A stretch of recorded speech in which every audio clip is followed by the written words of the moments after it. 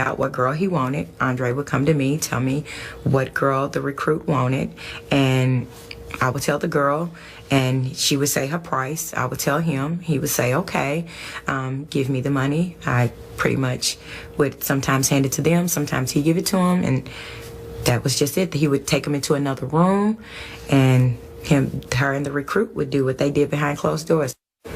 Outside the Line spoke with Katina Powell, a self-described former escort who says in her book, Breaking Cardinal Rules, that she helped organize nearly 24 on-campus parties involving strippers, stacks of money, and sex with escorts. Those parties, Powell says, were mainly designed to lure high school-age basketball recruits to sign with Louisville. Allegations that have since sparked both a criminal and NCAA investigation. Stephen A., after these new revelations from Outside the Line, should Rick Pitino lose his job? We need to hear more evidence. We need to hear more facts as it pertains to how directly involved he was. But I am willing to say this does not look very good for him. He appears to be in trouble. And considering what, albeit for an entirely different reason, how Larry Brown has been stained, a Hall of Fame coach, how he has been stained, I don't know how you get around this not stopping at the footsteps of Rick Pitino. Do I believe it's plausible and possible that he did not know? Yes, I do. You're the head coach of a program. That does not mean that you're aware of what boosters and others decide to do in terms of sliding money to folks to engage in salacious activity or whatever word that you want to use. When it comes to women on campuses, in terms of strippers and the like and what have you, anybody who wants to sit here with blindfolds on and act like this is not something that has happened on a lot of college campuses, good luck with that. I got some swamp land in New Jersey to sell you. That's just ridiculous. The stuff like this, I'm not saying to this degree where people are being paid or anything happens. I'm not saying to that degree. But when you are a college recruit and you are coming to campus, is it beyond the pale to arrive on campus and see a bunch of ladies there to sit there and tell you this is a very attractive university and this is someplace that you might want to come to? No, that is not beyond the pale. Certainly these actions might be, but that much is not. What I will say, however, is this. The buck stops with Rick Pitino.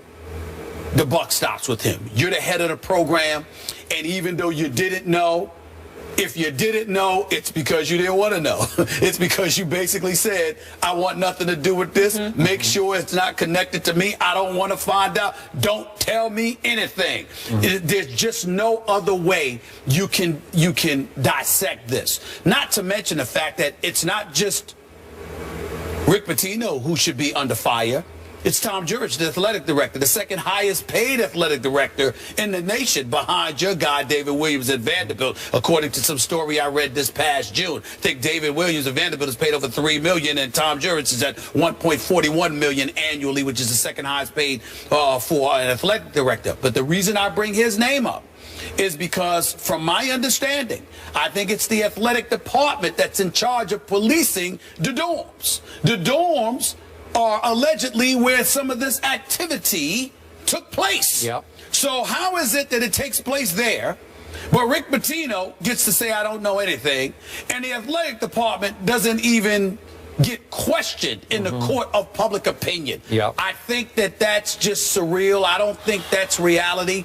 I think reality demands that Rick Pitino answer to some degree for this, because again, he's the head of the program, and I think the athletic department has to answer for this as well. This looks incredibly bad.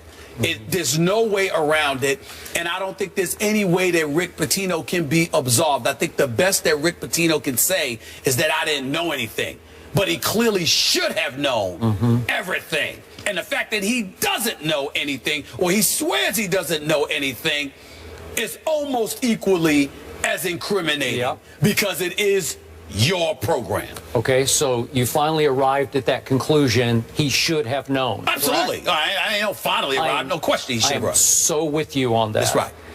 I've been covering college sports, looking into scandals dating all the way back to 1985's death penalty scandal at Southern Methodist University in Dallas, Texas. And what I came to realize back in the 80s is that if you are the CEO of a major program at a major institution, such as basketball is at Louisville, you are responsible for any and everything that would happen beneath you. And back to your point about, is it plausible that he knows nothing, as he said, what was Pitino's quote? Not myself, not one player, not one trainer, not one assistant, not one person knew anything about any of this. That's the quote from Rick Pitino. Is that plausibly true? It's plausibly true, but if I use the word, is it probable that he knew nothing about this? You would say, no, it's not. Right. You would say, yes, he knew something about it, to the point of your scenario about him saying, just don't tell me. Well, if you say, don't tell me, you know something is going on or about to go on. So, look, this was a graduate assistant coach who left the school in 2014 and is now an assistant coach at the University of Missouri, Kansas City, though Andre McGee is now on paid leave as they investigate further into what exactly happened and what his responsibility was in all that went on at Louisville.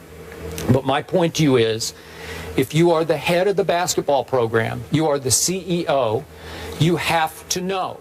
Because it's hard for me to believe that McGee, even as a graduate student, flew completely solo here, that he acted completely independently of his head coach. And what was her quote, Katina Powell's quote? She says that McGee told her that I said, does Pitino know anything about this? And McGee said, he's Rick, he knows about everything. Well, I'm pretty sure he would know about everything that goes on in that program. Now we're back to the Belichick-Patriots issue. Is it possible Belichick knew nothing about inflation, deflation? It's hard for me to believe, because he's the CEO. He knows every minute detail, and it's the same with Rick Pitino here. Well, let's take this a step further, since we're on this subject, and we're going to hit it. Let's hit it. If this were John Calipari, would he be able to get away with saying he knew nothing? I don't think that's the case. I don't think that anybody would look at John Calipari and be like, yeah, you knew nothing. Come on now. That's number one. Number two, Richard Pitino, the coach of Rick Pitino, goes on the record, and I think the son, who now coaches at Minnesota, and he came to the defense of his father, stating, quote, I can guarantee you my dad knew nothing.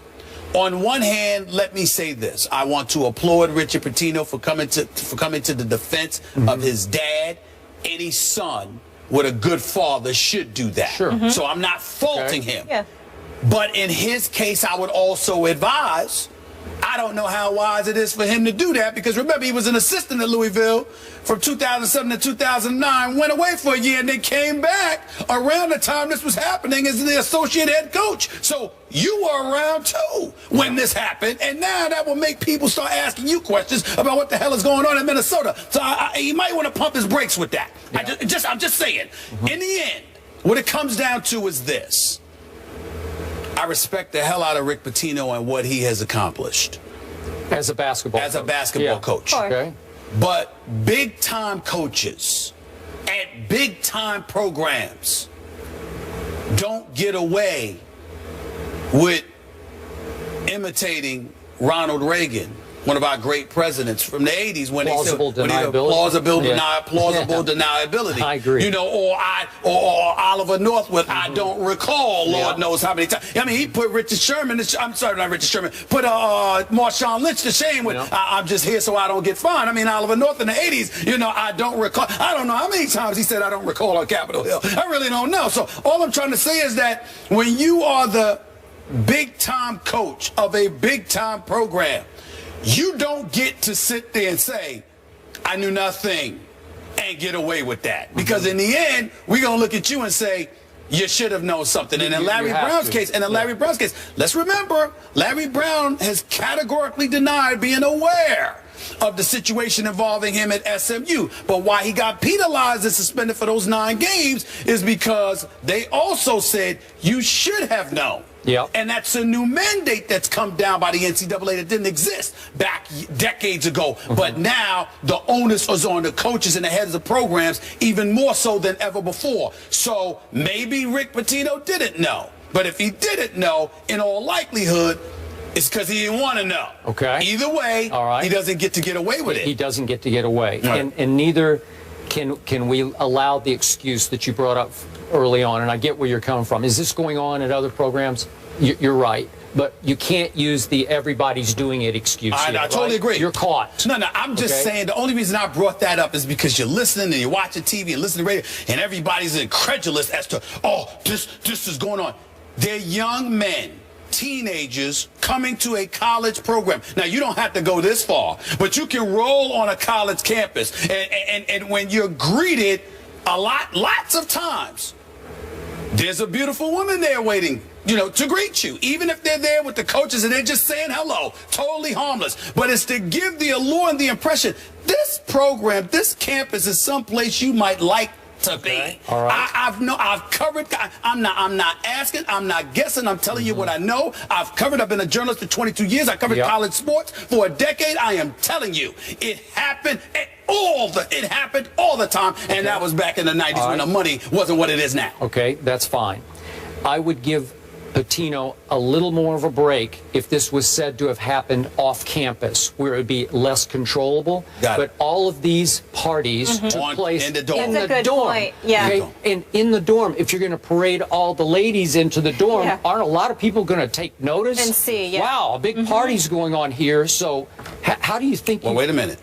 But then again, now we're talking about a multitude of people being complicit, because we're hearing about this because, this published, this escort queen or whatever, Katina Powell, published this self-described former escort. She's talking about this stuff, and they've got other witnesses that have come forward. But the fact is, this is years later. So clearly there's a whole bunch of people that were quiet about this, because like you said, how could they not see? And forget the coach. We talk about people at the dorm. We talk about people on campus. The final issue here is always follow the money. And she is estimating that McGee, the graduate assistant, paid her upwards of $10,000, and that the players then tipped X thousand dollars to the girls. So my point is, that's a lot of money. $10,000 per party. Per party, that's what I'm saying. Okay, so where did the money come from? And are you saying that Rick Pitino would have no idea about where the money came from either? Would he not have to oversee that somehow? That's just... Well, what I'm saying to you is that, again, when you're a big-time program, you've got boosters, you've got people that are quote-unquote friends of the program with deep pockets. No, I get where that. the money never gets traced to you. Okay. We all know this. But would the head coach have no idea this was going on? Well, like I said, it's possible that the coach had no idea that it was going on. But it's because he didn't want to know. Yeah, ignorance is bliss. So best guess at this moment, from what we know so far, maybe new details will and we'll continue emerge. to track it. Gut feeling, does he have to go? My gut feeling is yes, because I don't think this investigation is going anywhere. Plus, one of his boys, Billy Donovan, is now a head coach for a championship contender in Oklahoma City. Not that I could see Rick Pitino going somewhere to be an assistant. Maybe. But he'll always have a home. He's the kind of coach that's going to be taken care of. All right. I'm with you. We'll continue to monitor this story. And a Louisville Athletic Department spokesperson said neither athletic director Tom Jurich nor head coach Rick Pitino would have any comment because of the various investigations into the matter. ESPN.com reached out to Pitino again, who said he could not comment. It's important to note the OTL piece today offers no direct link that Pitino knew or approved what was going on. We'll have more First Take after the break. Stay here.